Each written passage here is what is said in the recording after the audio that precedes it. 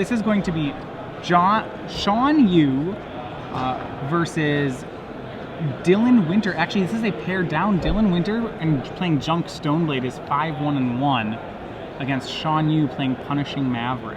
All right. Punishing Maverick, we saw Dark Maverick earlier. Similar creature bases and strategies, but instead of, say, Thoughtseizes, we are looking at Punishing Fire and Grove of the Burn Willows. So much more oriented to deal with mirror-esque matchups rather than combo. Yeah, Punishing Maverick, it falls into this category of decks in Legacy that are trying to play fair and beat all the other decks that are playing fair. I think Punishing Fire really defines that archetype. Yes. You know, you'll see like decks like Loam, Jund, and Punishing Maverick are really just hoping to crush all the fair decks, one of which is Junk Stoneblade. Yeah, I mean, it's a creature-based deck, so Punishing Fire, and almost all the creatures die to Punishing Fire, so it is the type of matchup that Shawn Yu is looking for, and we see that in the fact that he's already up a game. So lead from Dillon Winter. Dillon Winter leads on Swamp and Sensei's Divining top. For Shawn, he will respond with the mana ramp of his own. That's going to be Noble Hierarch. Yep, no Deathrite Shamans because there is no access to black, so you might as well get the Exalted out of it. Yeah, Noble Hierarch was a pretty big Legacy staple that has fallen out. Really, its value dropped, I think, when the printing of Deathrite Shaman Yeah, happened. it was near obsoleted by Deathrite Shaman, but we still see it every once in a while in these Bant decks or Punishing Maverick. So Dillon's deck's pretty interesting here. He's going to cast Tidehollow Scholar. I want to go over when we say Junk Stoneblade, what his creature base is. His creature base is Dark Confidant, Tidehollow Scholar, Deathrite Shaman, Stoneforge Mystic, and Hero of Bladehold. It has a lot of the cards you'd expect out of a Stoneblade deck. It feels a lot like Dead Guy's Ale with that creature base. Yeah, and I think there's a lot of similarity to Dead Guy Ale here, which is just a black-white deck. The Chris Picula masterpiece from, 5 years ago or whatever. Yeah, he does not have... I'm not positive that he has very much green in here. He has green. Green gives him access in the main deck to the activation of Deathrite Shaman. And then probably some sideboard cards. Nope, not even really. All right, looks like it's just Dead Guy's Ale, pretty much straight up then. The Bitter Blossom What's that? Equipment is a pretty strong little interaction there. And Tidehollow Scholar does land. Shawn Yu's hand looking a little mana heavy, a little slow out the gates. Yeah, well, we see a second Grove of the Burn Willows. We see a fair amount of land in it. He does have a replacement Knight of the Reliquary there. All right, and looks like that is what he's going to lead with here. Currently a 3/3, Knight of the Reliquary. Let's look at the special lands he has to find. Wastelands, Caracas, Dryad Arbor, and yeah, that's about it for the special lands. And he's already got plenty of Grove of the Burn Willows. Yeah. One of the things that I like about Shawn's deck, Punishing Maverick deck, is he's taken like a page out of a zoo book here. He's running 4 Wild Nacatls, but still has managed to preserve that mana, that like basic base that you see with Maverick. He's playing 2 Elspeths. He's playing the Punishing Fire. The Green Sun Zenith package is a huge indication there.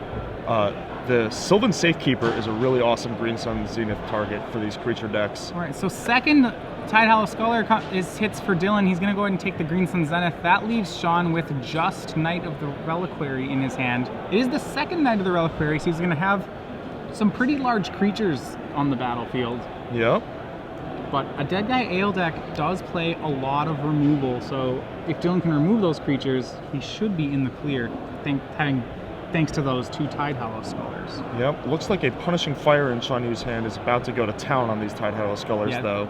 So if he's just drawn a Punishing Fire, that's going to be very strong. Yeah, that is going to be one of the cards that Dillon does not want to see from Shawn Yu's deck. Yeah, so Punishing Fire is so strong against fair decks because of the ability to get rebought with Grove of the Burn Willows. As you see here, Shawn has 2 of them in play.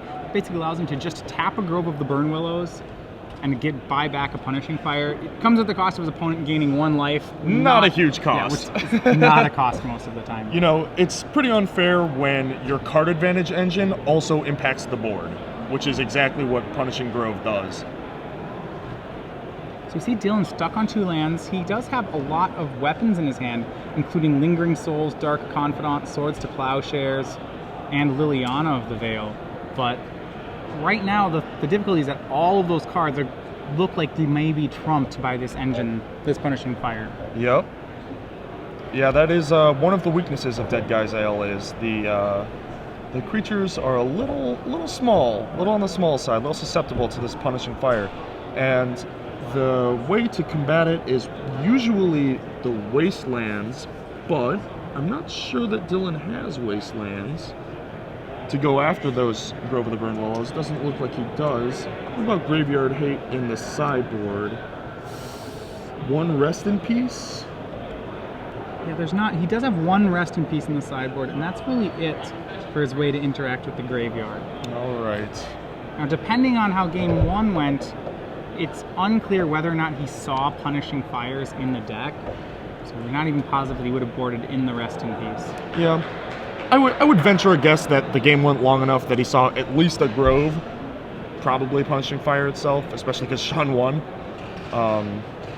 So yeah, he's likely drawing live here, but he's definitely going to have to get out from under this Punishing Fire chain here if he's going to want to win. All right, so for the turn, Shawn makes Kasali Pride Mage, leaving up 3 mana in anticipation of casting and rebuying Punishing Fire once again. Yep. And the question is whether Dillon can find both lands to operate and the tools necessary to get out from under this with the Sensei's Divining Top. All right, so he's going to go ahead and spin with Divining Top, see what he can find in here. He's looking for more lands, though really, while lands will allow him to cast the rest of his hand, it's not a sure thing that they will get him out from under Punishing Fire. Yep. So he does draw Marsh Flats, not only a land, but gets him a look at a fresh 3. Yeah, he upkeep spun the top so that he could hit his land for the turn. Heads up play there. Looks like he's thinking about cracking it. Is that a Thoughtseize? Oh, that's something. Go ahead and Thoughtseize, Shawn. He has currently a Dryad Arbor, a Punishing Fire, and a Knight of the Reliquary. So almost certainly take the card that can't be bought back. Right. The Knight of the Reliquary going down here. Dillon taking 2 life for that. And the Kasali Pride Mage gets to start attacking next turn, which is not insignificant. Not to mention that if Shawn uses his Punishing Fire this turn, gets the Tidehollow Sculler back, he's going to be able to Green Sun Zenith next turn for quite a bit. So here we go. Punish that Sculler. Bad Sculler. All right, so on end step, Shawn once again is going to cast and rebuy Punishing Fires. Well, not rebuy it yet. Just going to cast. All right. Playing around an Extirpate effect there. Yeah, so of note, Extirpate, despite the fact that it has split second, Punishing Fire can be returned in response to it because it's a mana ability. A mana ability and a trigger. Yes, a mana ability and a trigger. It does not... Split second says that nothing can be used, that it's not a mana ability. But triggers can still go on the stack. Triggers can go on the stack. It's one of the few things you can do with a split second card on the stack. Yep, so if you have 2 Groves, you want to wait until both are untapped, and then tap 1 to get it back, so that if you get extirpated, you can tap the other and get it back in response. That was a big thing at Pro Tour Austin. Yeah, Pro Tour Austin, kind of the coming out party of Punishing Fires. Yes. Not many people knew that interaction at the time. They're like, Punishing Fire's big, I'll put Extirpates in my sideboard. It's like, well, that doesn't work all the time, you know?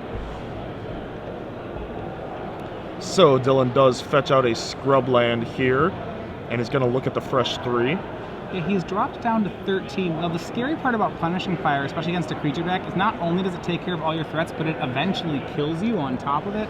Yes. So you see Dillon's at 13. The Maverick deck's not going to win quickly here, but it will win eventually. Yeah, I mean, a 4-point from the Pride Mage is a significant portion of Dillon's life total, and then tick-tock with that Punishing Fire, the inevitable reach. The long arm of the fire. So, untaps, Dillon draws for turn. Looks like another land there. Did put that Isolated Chapel on top of his deck. So gonna play that, and then Lingering Souls. Well, this is one way that you can combat Punishing Fire, at least temporarily, is create multiple creatures. Get some Tom Martells in there. Alright, so yeah, this will cost a lot of mana for Shawn to take care of all these threats. At the same time, it's not really a plan for Dillon to win the game. It's just a plan for him to prolong it. He's gonna need to hit something like Rest in Peace before he can win the game.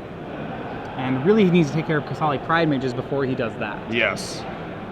The list of priorities, the laundry list that Dillon is facing is getting longer and longer. We see the draw for Shawn, another removal spell. It was Swords to Plowshares. But right now he has removal is something he's doing just fine on with the Punishing Fire. Kasali Pride Mage will swing for 4 more, and it will eat one of the Spirit tokens. Dillon pretty happy to get the opportunity to chump there. Shawn could have, used the Punishing Fire, taken out the blocker before, dealt 4 damage to Dillon. Yeah. Instead, he allows the creature to die on its own, going to use his mana in a different way this turn. Yeah, he's going to cast the Green Sun Zenith he's been sitting on. Aha.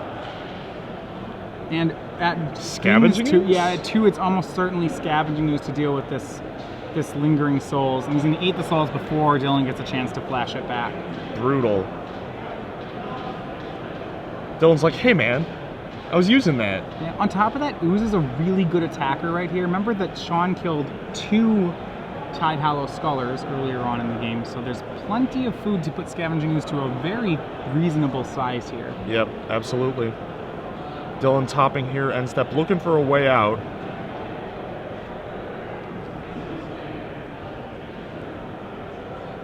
Places on top.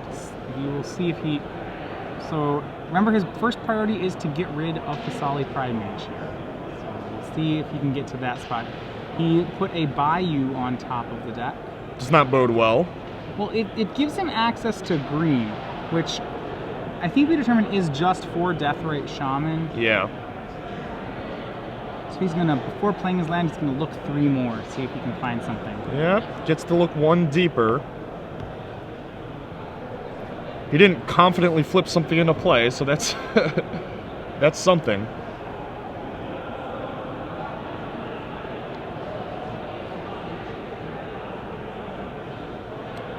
There's Dillon. A young mage. Liliana the Veil. Yeah. Just something, just trying to get something going. This Liliana will be made here. He's going to have the chance to Edict. Unfortunately, he'll probably just get a Dryad Arbor. Plussing it doesn't seem too much more fruitful, as Shawn can just bring Punishing Fire to his hand. Yeah. If Dillon opts to plus the Liliana. Imagine this is going to be an Edict and a Semi-Fog. Yeah, well, this is one of the strengths of putting Punishing Fire in a deck like Maverick or Zoo is that it forces players to use graveyard removal against a deck that really graveyard removal is very weak against. Against a fast deck like Maverick, you want to have creature control. Right. You don't really want to be devoting slots to cards like Rest in Peace. Right. But with, Nether Reliquaries and Punishing Fires, you don't really have a choice. So I'm going to go ahead and hazard a guess here. Remember, we are on game 2, and if you look at the clock at the top of the match here, this is an accurate clock with only 4 minutes, 30 seconds remaining.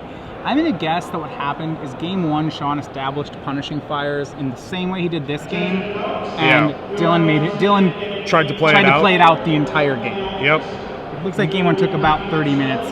As you see, Punishing Fire is a very strong way to win, but it's not a quick way to win. No, it is not. And, being able to concede when you are certainly losing, saving time for the rest of the round, that is a tournament skill that takes a while for players to pick up on. All right, topping end step here. Still digging for an out. Yeah, and now there's a lot of power on Shawn's side of the board. He has a potential attack for 5. It's kind of funny, the Scavenging Ooze actually doesn't add too much strength to his side of the board because of the Exalted triggers. Yeah. But he now can swing for 5, and once he eats more creatures in this end step, he'll be able to start attacking for larger quantities to put Dillon on a pretty reasonable clock. Yeah, about a 2-turn clock no matter how you cut it. And Dillon here with a land and a Dark Confidant, not exactly the place you want to be. Well, Dark Confidant would be a start to draw 2 and out, but it's unlikely that Shawn will let him do that. Yep. As he's going to go ahead and cast Punishing Fire, and you see he's drawn a second Punishing Fire now. Wow. Yeah, not actually. The second Punishing Fire doesn't do as much. What it lets him do is rebuy 2 Punishing Fires off 1 life gain trigger, so he can... It's better when you're going at your opponent's face. Right. It's a little more efficient for once you have, a bunch of mana in the late game. Yeah, but, for example, it's a really big mana investment to Punishing Fire someone, and typically, the second one uses all your mana if you want to have it. Yep. And actually, I'll stop there. I'm not positive it is a Punishing Fire. It may be an Ancient Grudge that he has drawn. He has an Ancient Grudge as well as the second Punishing Fire. He left the other Punishing Fire in the graveyard on purpose because he's still playing around a Surgical Extraction type effect, so he's always leaving a Grove untapped. And that's just one of the good matters of principle that you want to have while playing Punishing Fire, especially against a deck that plays black. Yeah, especially against the deck that Punishing Fire is so good against. You can't afford to get it Surgical. Yeah, I mean, it's really what has won this game for him. Yep. And right now, it's a precarious spot for Dillon. Dillon really just playing for a draw here. That's unfortunate for him because he already has 1 draw in the tournament. Yep. A second draw is elimination time. A second draw in most tournaments is very similar to a loss. Yes. Some tournaments, the first draw is similar to a loss. Some tournaments, the first draw is similar to a loss. Topping here, I believe on his main phase.